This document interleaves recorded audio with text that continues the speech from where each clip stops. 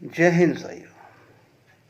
आज मैं ये लगातार दूसरा वीडियो दे रहा हूँ क्योंकि कल दिन भर एक ट्रेंडिंग चलता रहा। हमारे तरन तारण साबका के हरियाणा के प्रदेश अध्यक्ष कपिल जी का कार का एक्सीडेंट हुआ था और वो और उनके परिवार सकुशल वाले की दया से और सबको खुशी है।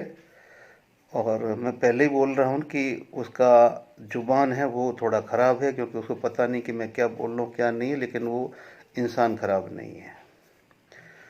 बाकी करनी आपो आप, कौन बेटर कौन बाप। हो सकता है कि उस कार में कोई ऐसा जीव हो जिसने सबको बचा लिया हो, तो कहने का मतलब वो है।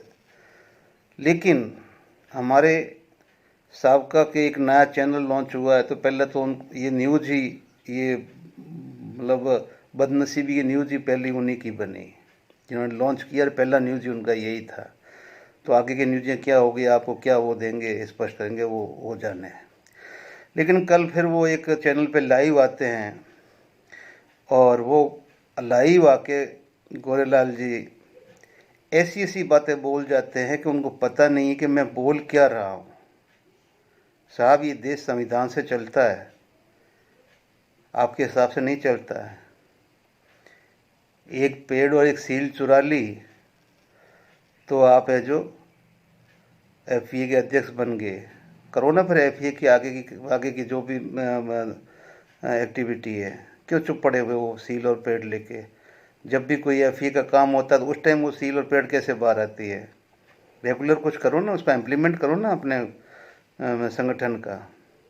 दूसरी बात, आपने बोला कि 1 घंटा 30 मिनट आपने जो वो डिबेट चला दी सहायकों की, उसका गहरा मानसिक असर पड़ गया अधिकारी के ऊपर। अरे बेवकूफ़ लोग, क्या बोलूं।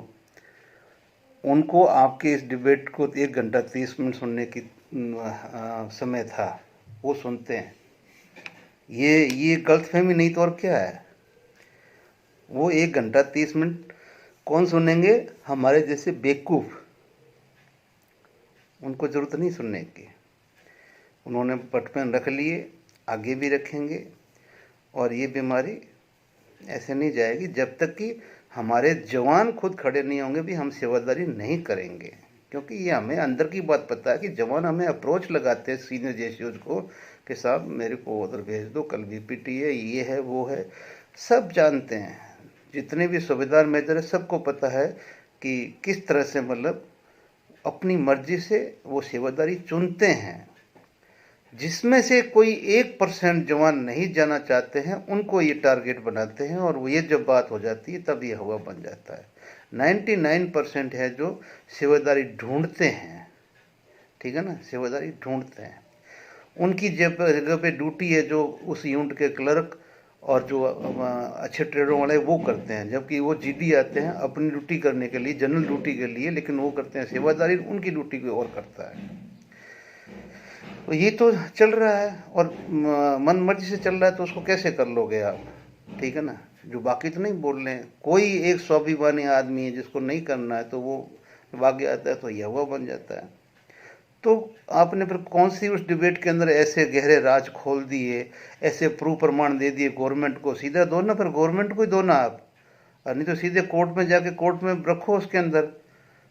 और ऐसा पाया जाने के ऊपर अधिकारी को क्या दंड मिलना चाहिए, दो ना। अब जनरल पांडे साहब ने चिट्ठी निकाल दी, वो कितनी इम्प्लीमेंट होती है क्या हमारे को पता नहीं है? हमने 30-30 साल, 34-34 साल, 35 साल वहाँ क्या घास काटा है? घास काटते काटते हमने पॉलिसियाँ भी पढ़ी है, झेली भी है, ग्राउंड भी झेला है, सबको झेला है, ठीक है ना।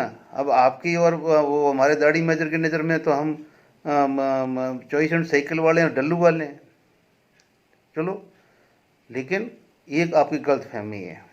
तीसरा, आपने बोला कि वो अधिकारियों ने उस ड्राइवर को सिखा के उसका एक्सीडेंट करवाया। अरे महामूर्ख, कल सुबह पंजाब के अंदर हाथ से हाथ दिखाई नहीं दे रहा था। कल सुबह अगर डाउट है तो चंडीगढ़ से वेदर रिपोर्ट ले लो, ठीक है ना। चंडीगढ़ की वेदर रिपोर्ट कि कल पंजाब के कौन कौन से इलाके में मॉर्निंग में सी विजिबिलिटी कितनी थी, और नहीं तो मेरे से संपर्क कीजिए, मैं आपको दूंगा। दूसरी बात, उस ड्राइवर को मालिक ने इतना अच्छा दिया कि उसका थोड़ा सा जो टच पिछले टायर से होने से कार घूम गई, और उस ड्राइवर ने गाड़ी को कंट्रोल कर लिया। मालिक की बहुत बड़ी रहमत थी कि अगर गाड़ी का 10% लोड भी अगर कार की तरफ आता तो कार पलट जानी थी, लेकिन कार घूमी और ट्रक उसको टच जरूर हुई, लेकिन प्रेशर नहीं हुआ। अगर प्रेशर 10-15% भी लग जाता ना, इतनी बड़ी कार नहीं कि जो पलटती नहीं। तो ये उस ड्राइवर को आप धन्यवाद दो कि उसने गाड़ी को कंट्रोल किया, या जिस स्पीड से उसने टक्कर मारी थी उसी स्पीड से अंदर कार घूमती है, और उसके कार को अगर वो लग जाती तो कार के चिट्ठे चिट्ठे उड़ जाते और हमारी हानि भी बहुत ज़्यादा होती। ये टेक्निकल पॉइंट मैं बता रहा हूँ आपको, आप चाहो तो आरटीओ से और ले लेना इसकी जानकारी, ठीक है ना। या व्हीकल एक्ट के अंदर जो एक्सीडेंट्स होते हैं ना, उनके ऊपर कैसे कैसे किस तरह से किस एंगल से एक्सीडेंट हुआ, किस तरह से हम एक्यूज को बनाते हैं कि भाई एक्यूज है या नहीं है, ठीक है ना। तो चलो, आपने लगाया कि भाई अफसरों ने करवाया, फिर आपने बोला कि बस जब से एफईए टूटा है उसके बाद में ये। अरे भाई, पहले तो आप अपनी औकात तो देखो ना कि तो आपकी औकात क्या है, हैं? वाइस में से आप पैसे लेके भाग गए, वहाँ के आप चोर है। हमारे यहाँ से सील पेड लेके भाग गए, हमारे यहाँ से भी चोर है। तो आपकी क्या औकात है जो आपको कोई नुकसान पहुंचाने से किसी को फायदा होगा। मैं इतना ही कह सकता हूँ कि कपिल के माँ बाप का कोई पुण्य है जो आड़े आ गया, या उसके घर वालों का कोई आड़े आ गया, कपिल का पुण्य कपिल की औलाद के आगे आएगा। ये हमेशा जो सनातन धर्म में लिखा हुआ है कि जब बेटा बाप की कपाल क्रिया करता है तो उसके बाद में उसके भाग्य जगते हैं, ठीक है ना। खैर, जितना भगवान ने चाहा, आपने बोला उसने किया। मैं आपसे एक प्रश्न कहना चाहता हूँ कि मान लो ये छोटा सा हादसा, भगवान ने कपिल को इशारा कर दिया हो कि भाई झूठ बोलना छोड़ दे, ये बूढ़े बुजुर्गों की जो भगवान के बराबर होते हैं, बेचारे माँ बाप की उम्र के होते हैं, उनकी बेइज्जती करना छोड़ दे, इस तरह से छोड़ दे, इस तरह से भगत सिंह पैदा नहीं होंगे जो आप बोल रहे हो ना कि इतने लाख कपिल पैदा हो जाएंगे। भाई साहब, हर दिन माओं के लाल रोडों के ऊपर शहीद होते हैं, देश पे नहीं होते, रोडों पे शहीद होते हैं, लेकिन उनके पीछे कुछ नहीं होता है। अच्छे अच्छे लोग हुए हैं, देश के प्रधानमंत्री हुए हैं, कितने बने उनके पीछे, तो उनके आगे आपका क्या था? कौन सा इतना बड़ा योगदान है कि जिसके लिए मतलब वो है 11-12-13 साल से कर रहे हो, चोरी के सिवा तो कुछ है नहीं ना। लोग ही बोल रहे हैं ना, हम बोल रहे हैं हमारे यहाँ से चोरी हुई है, ठीक है ना। वीर बहादुर साहब बोले हैं, उसने नोटिस भी मेरे को भेजे हैं कि भाई ये नोटिस मैंने दिए, मेरे लेके रिटर्न में लिखा हुआ है। हिम्मत है तो फिर उनके ऊपर माना नहीं है केस करो ना, अपने आप को बेदाग तो साबित करो, हमारे को करो, एफई को करो, लो ना। अब राठौड़ साहब उसका एक्सीडेंट कराएंगे। अरे महामूर्ख, क्या मिलेगा उसका एक्सीडेंट करवा के? और तीसरी बात, एफआईआर हुई है, एफआईआर की कॉपी करो ना सार्वजनिक, या मैं करूं? उसमें एफआईआर में क्या लिखा गया है? और कपिल ने ही एक वीडियो में बोला था कि अगर प्रगट सिंह साहब जाके एडीजी लॉ के पास में या आईजी के पास में टांग पे टांग रख के बैठ गया तो फिर देखना क्या हाल होगा। तो आज वही प्रगट सिंह साहब पंजाब में है, वही कपिल का किस्सा भी पंजाब में है, वो ट्रक भी पंजाब में है, वो कार भी पंजाब में है। क्या आज वो नहीं जा सकता आईजी के पास में, एडीजी लॉ के पास में? अरे शुक्र करो कि मैं तो बोल रहा, तुम तो ये बोल रहे हो मान साहब से कि ये ऐसी ऐसी इंक्वायरी होनी चाहिए। मैं बोल रहा हूँ कि इस केस का एफआईआर के आगे इन्वेस्टिगेशन भी नहीं होगा। और बोलो, दोनों में कंप्रोमाइज। जो कल का वेदर था वो इसका कारण, और कुछ नहीं।